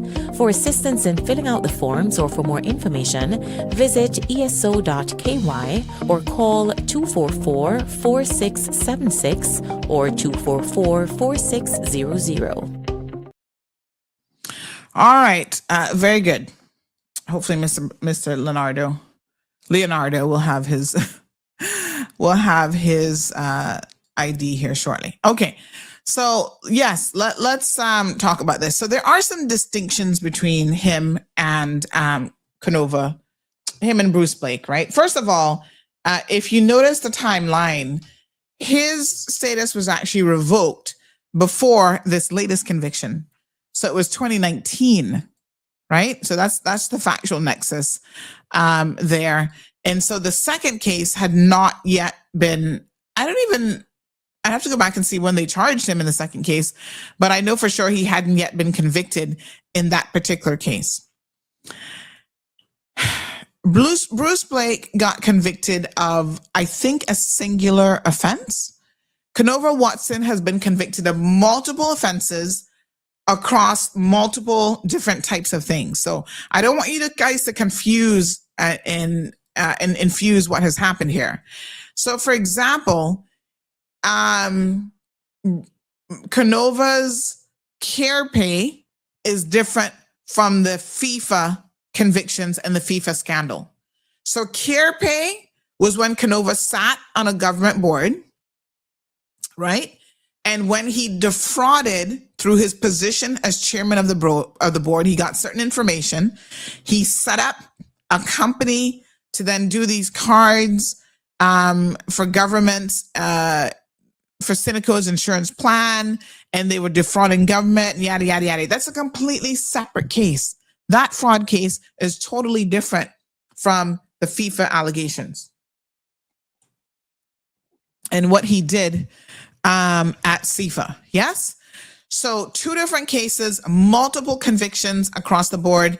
In fact, I would have to look to see how many convictions he now has in total, because there were different cases, but there were multiple counts that he was actually convicted of.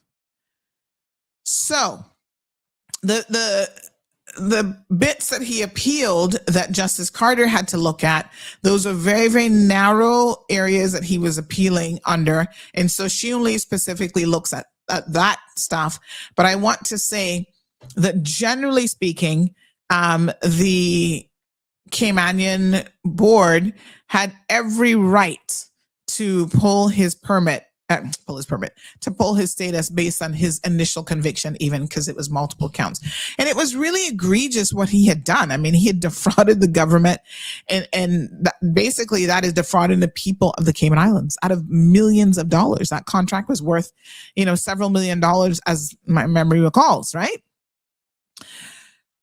So there's nothing in law that I think is wrong with this. There's probably nothing even that's exceptional about it. The question I think most people have on their minds is, will this be equally applied? Can we now expect Eve High Voltage to be deported? We should. She committed a very serious offense as well. She committed a robbery.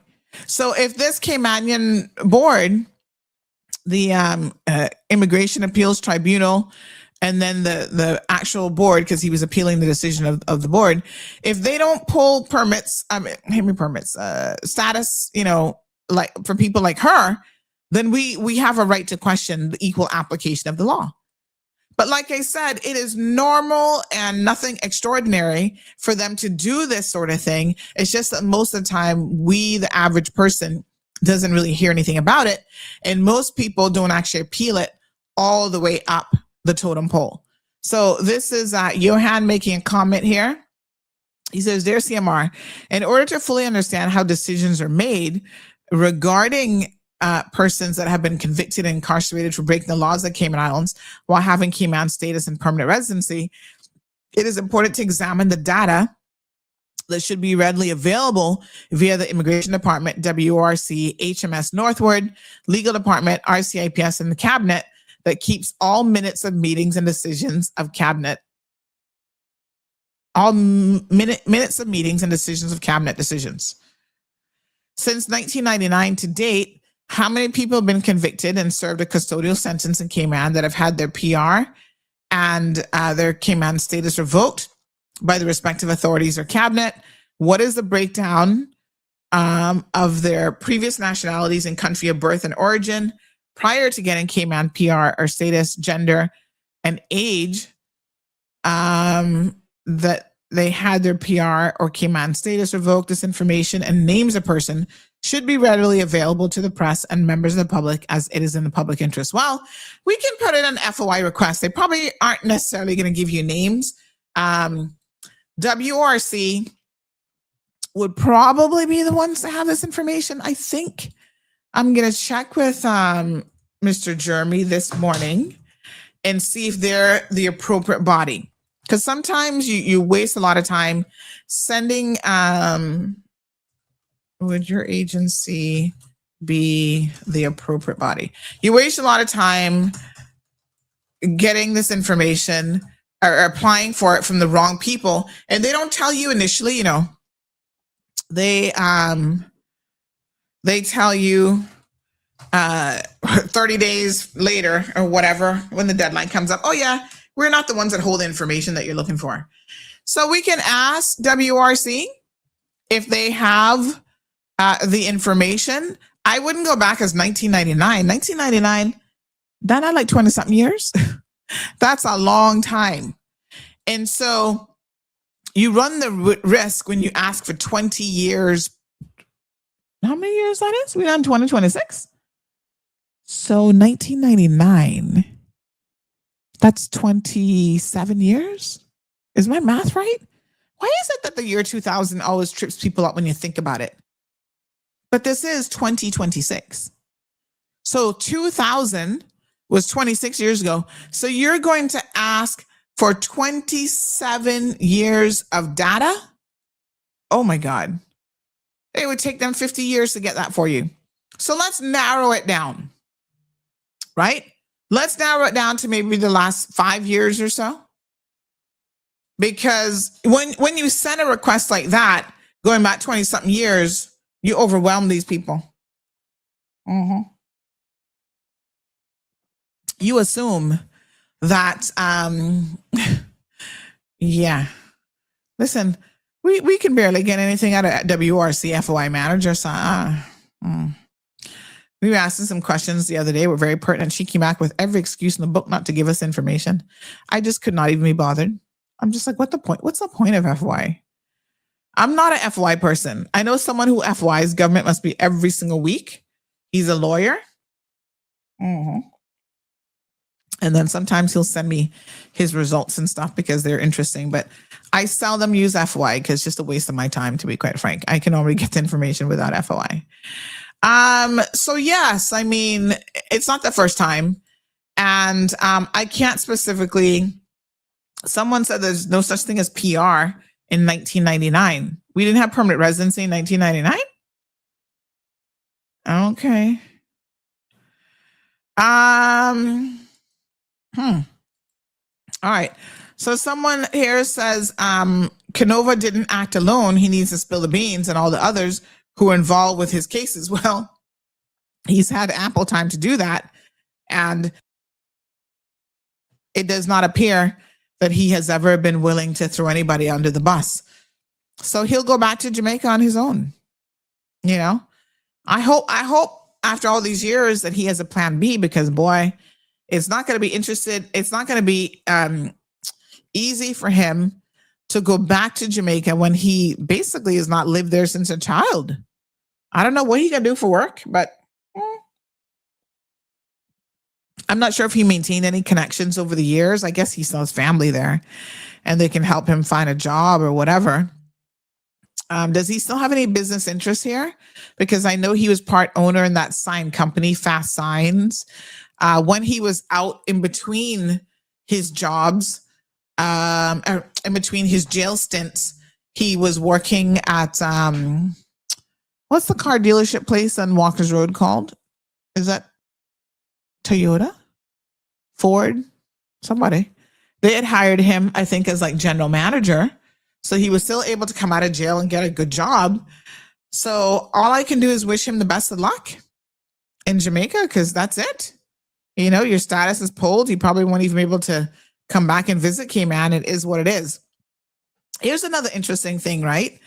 With Bruce Blake, his conviction was a very different kind of conviction. Yes, he was found guilty, but the court's opinion, and I felt like even when Chief Justice Margaret Ramsey heard that case. Hold on one second. Let me just double check something about Bruce. But I remember her almost feeling, although the jurors found him guilty, at the sentencing stage, I do remember that she was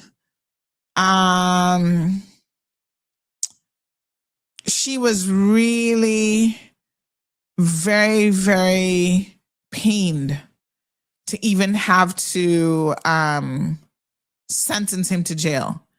Because in his case, which is really kind of weird, what he was being accused of and what he was eventually convicted of was essentially signing off on documentation that he should not have signed off on. But he was not the malice in which he was doing it. So let me go back to the article here, which will refresh your memory.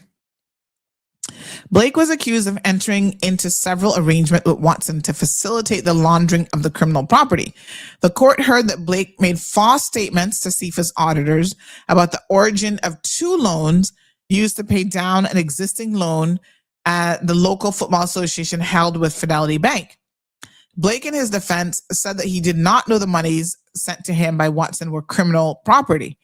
The attorney representing Blake said that the only thing his client did was trusting his lifelong friend, Canover Watson. Anyway, the court heard that both men created the false loan agreements for $600,000 and gave them to CFA's auditors with the intention of deceiving the organization into thinking the money received was a loan.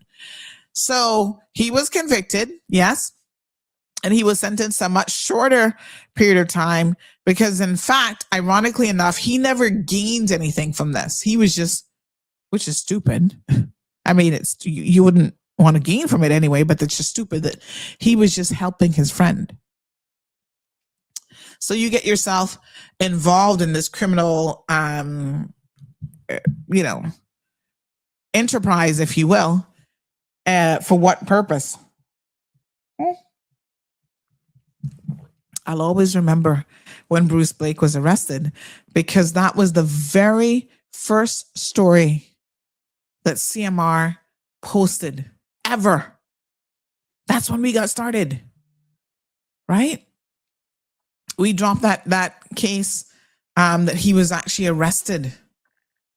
And everybody's like, who is this CMR? Who's this Cayman Mall Road? And where they got this information from? That was like our first story, our first big expose. We came up with a kabam and a kaboom back in the day. Honey jail. It is what it is. But yeah, that's so weird. Anywho, so he was convicted of, something very, I'm not going to say that it's minor, but he certainly didn't get the type of time that this other gentleman that Watson Canover got. And so, yeah, it is a little bit different. Anywho, the other distinction, because Bruce Blake obviously had parents, I think his parents would be Jamaicans as well, I think so. His parents are Jamaican, right? I can't even keep up with y'all. Y'all be confusing me about who's who. But I think that that the other distinction between the two is, interestingly enough, Bruce Blake has more of a footing in Cayman. So in other words, he has a Caymanian child. He has a family here. He's got a wife and Caymanian children. Whereas, quite interestingly enough, to his detriment, Canover Watson never had any Caymanian children or anything like that. So his argument about a right to family life kind of don't make no sense, right? Because he doesn't have family here. So they're like, what family life are you talking about? You don't have none. Those things would matter. Anyway, Hot Mess Express. That's what it is. So Very Pat says asking for certain information, names, maybe a violation of data protection. Yeah, I don't think they would give you the names, to be honest. Anthony said, Sandy, do you think there's a good way of covering up this big government scandal by deportation of Canover? Remember, the case isn't done because Jeff Webb still hasn't been prosecuted as a co-defendant. No, I don't think so. Let me tell you the KRP case, right? Let's look at the cases separately. There's always been a bit of a suspicion about certain people who were elected officials at the time of the whole KRP situation, who was Minister of Health at the time, the chief officers, what they knew, how much they knew, and whether or not they were just blinded by the board member, or if there was a bit more in terms of accountability, criminal accountability, that should have been laid at the foot of those individuals. The DPP never pursued charges against anybody else. Okay? Do I think that there were probably other people who knew? Yeah. I think there are probably conversations about KRP. I think that this is one of those political things. This was back in the day with UDP at the helm, McKeeva Bush. Health minister was it Mark Scotland at the time? So I would find it hard to believe that one of their boys, Canover Watson, would have been in here getting this big multi-million-dollar contract and never had a conversation with any of them But if there's no proof of that and you can't prove it in court, it's just speculation, right? The chief officer at the time was Jennifer Ahern. As I recall, she was who signed off on it. And I think that that's probably one of the reasons why she was so particular about the Regen project and crossing all her T's and dotting all her I's, because she's like, I've been here before where y'all want to try and throw me under the bus, and that is not going to happen this time. So I don't think there was any collusion between her and Canover Watson in these contracts. I think the contracts came in. The minister probably said, sign the contracts. And so as civil servants, they signed the contracts and they made it happen. And then they found out that this guy was behind the company. Him and Jeff Webb, had set up this company and were looking to defraud the government from a whole lot of money. Vamp Motors, that's it. So no one else will be held accountable. I mean, it's been a number of years now. If they haven't done it since then, Lord knows they're not going to do it now. The CFA situation, I should say no one else but Jeff Webb. Okay. So Jeff is still in the U.S. I guess he's still in Atlanta on house arrest. I don't know what kind of foolishness this is. But the United States courts have not yet sentenced Jeff after all of these years. And I understand that he's even now lodging some kind of appeal, that a lot of them are lodging against the whole U.S. government for even arresting them in the first place in relation to the FIFA scandal. He may never, ever be held accountable by any courts of law for the whole FIFA thing. Now, we still got him on the hook for care pay. So at any point that he can be extradited, which I guess right now he can't be, because he is the property of the U.S. government because he's in house arrest. But at any point they decide that they're not going to put him in jail, they're not going to do anything much with him, I think he then becomes a person that can be extradited. So there's this bit of a holding pattern with Jeff Webb. Do I think Jeff Webb is ever going to go to jail in the United States of America? No. I think what happened is Jeff gave up everybody, including his probably deceased granny, to make sure that his behind stayed out of jail, right? And so as a result of that, he probably already got Trump lined up to pardon him anyway. But as a result of that, he will not likely ever go to jail in the United States of America. Will we be able to get him back? There is no reason why we shouldn't. Let me see if I can find. They put off his case so many times that I have legitimately, he's now 61 years old. I have now lost count of how many times they have actually put off his inside football. Just they picked up the story about Canover being deported or losing his status. Mm-hmm. What do they call them? Pirates in the Caribbean. Wow. So yeah, I mean, I don't know. Will he ever be held accountable? I don't know. I kind of feel like Jeff has had the luck of the Irish, and he will probably get away with a lot of this. Wow. What a hot mess. But if we can get him back here, yes, we should be able to charge him with something. I don't know what is going to happen. I mean, honestly, Jeff has pulled one that's like, wow. Ugh. Well, $24 million fine for marketing firm that bribed Webb. Oh, I think we missed that story. Mm-hmm. Everybody around him has fallen, and Jeff has had a miraculous run of, yeah. Unbelievable. So I don't know. I don't know what's going to happen with Jeff. He should be held accountable here. even for the care pay thing, because he was involved in that as well as the CFA mess. Will it happen? Only God knows. So on the one hand, it looks like Canova and Bruce Blake are the only ones who've been locally held accountable for the whole CFA thing. Again, did more people know? Listen, no one else has been brought to court in relation to it. So I don't really know what to say. He can get a job with Jeff Webb, says Keith. What exactly is Jeff doing? I guess his wife is taking care of him. Cayman says it'd be surprising to know who else is involved. Anthony says, try so hush, Sandy. Jamaica is the breeding ground for scammers like him. He'll be right at home. Oh, Jesus. Miss Brenda says he was and still is the scapegoat for the whole thing.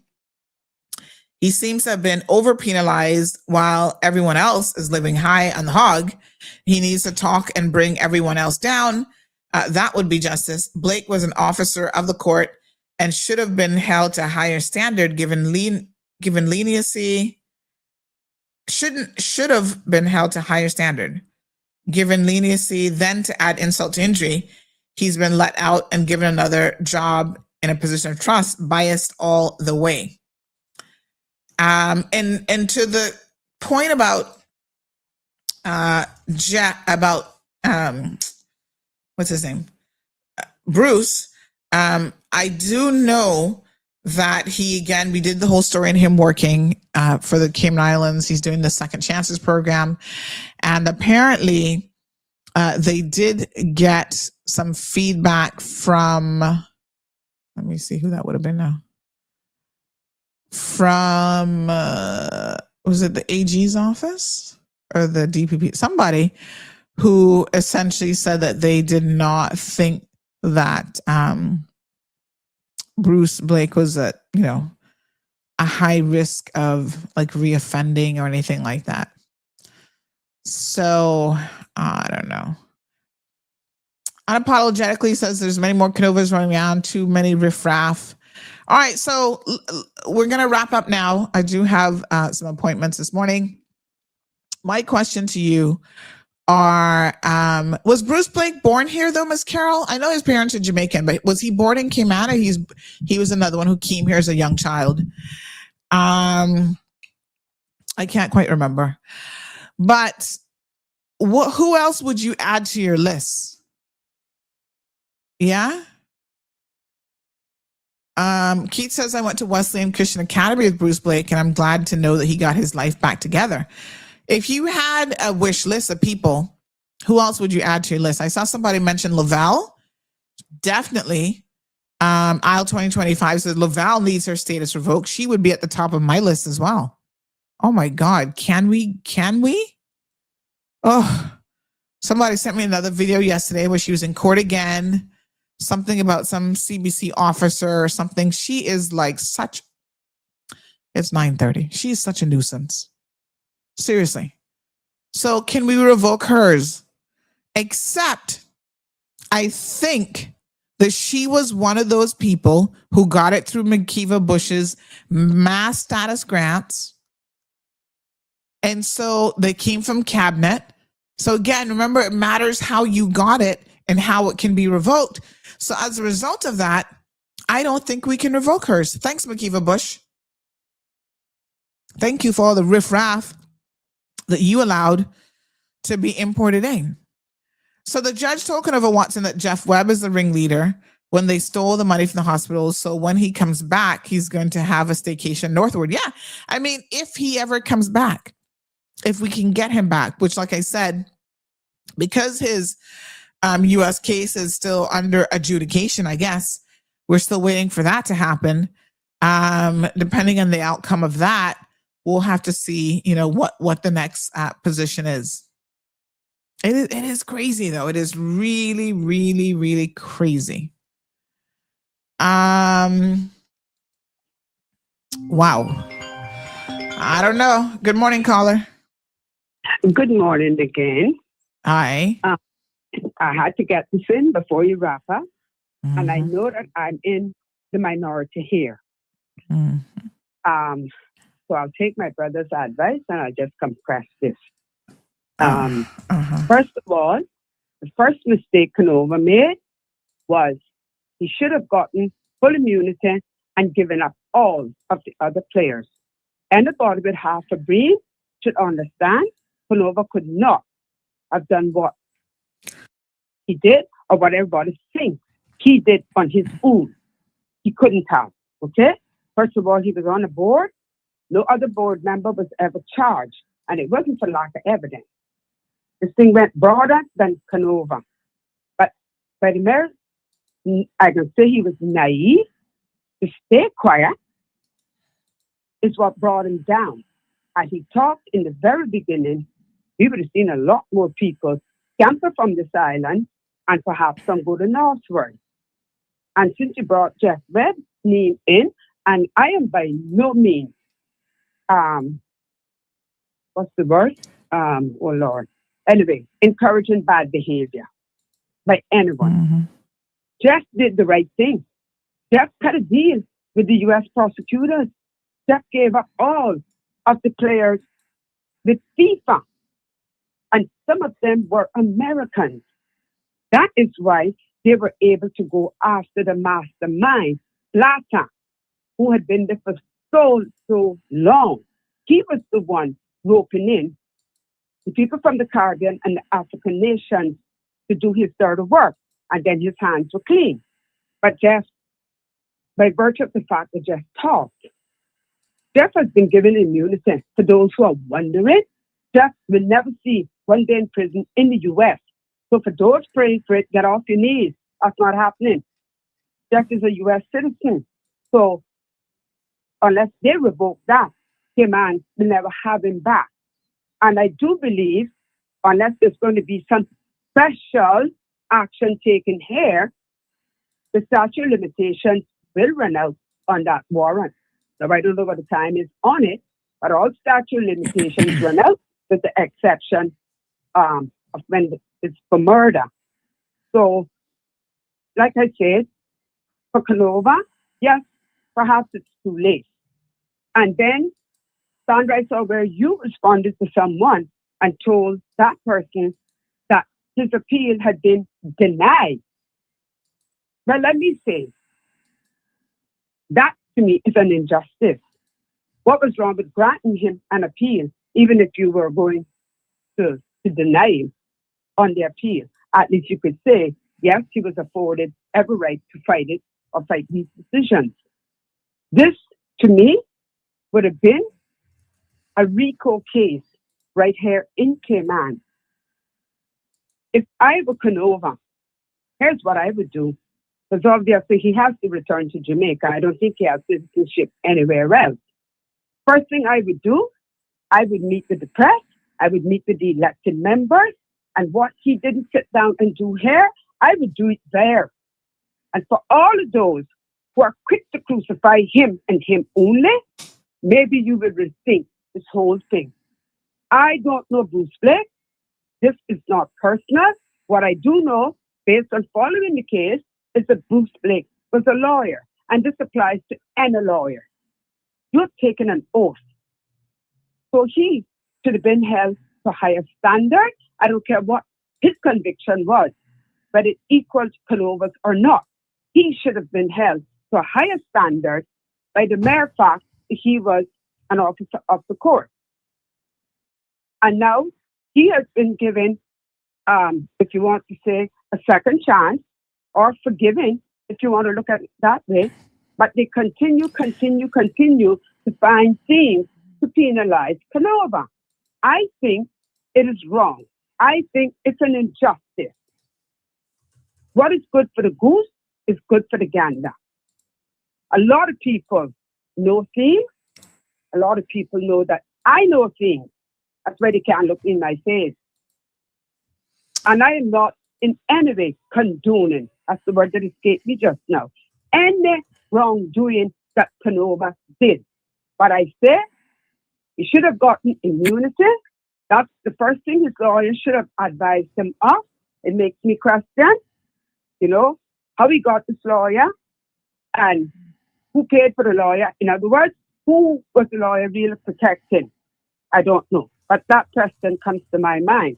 Because if I were his lawyer, I would have said, the only chance that you have, let us make a deal, you get immunity, and you give up everybody else. That woman, Carol Appleyard, I think is her name. She came back, she testified in that case. Well, based on the results, they didn't believe her either. And she called me, okay? But they didn't believe her because they wanted Canover. They had to get Canover because they had to keep Canover quiet. And maybe the reason Canover has stayed quiet is because he wants to continue breathing. That may be his reason. All right, my dear. So Thank you. My 50 cents was on the... Okay? Thank you very much. I appreciate it. So someone says, and to be clear, the courts have found that even in the last case, that Canover was the ringleader. So I think that there is a difference between being the ringleader of a situation. The courts do look at you very, very differently. Someone says, I don't think he knows much about his family in Jamaica because he came here when he was like 5 years old. The whole board signed off on that care pay. You need to see the contract to see who really signed it 6+ years. But remember now, yes, the board did sign off on it. But do remember, and I do have to go. We can't go into much overtime today. I know yesterday we did over 4 hours, but remember that what Jeff Webb and Canover Watson actually did was they set up a fraudulent company. So the board signed off on it, but they didn't necessarily sign off on it knowing that this company was a Jeff Webb and Canover Watson company.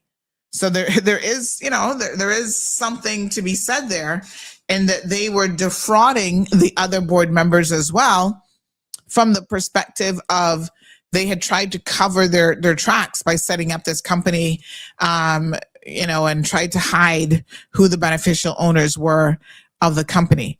So my question of the day, is who would be on your list? If you could take somebody's Cayman status away, who would be on the list? For me, it's definitely Lovell. And the Cuban guy, he doesn't have Cayman status, but he does have asylum, and he would be on my list as well. I'd be like, get rid of those two, and I think we'd be doing good. All right, folks. Let's end the show there. I gotta go. You guys have a wonderful day. We'll pick up the conversation tomorrow, Wednesday. What's tomorrow's date? May the 13th. All right. Have a beautiful day. Be safe. Thank you for tuning in to another episode of The Cold Hard Truth on Bobo 89.1 FM.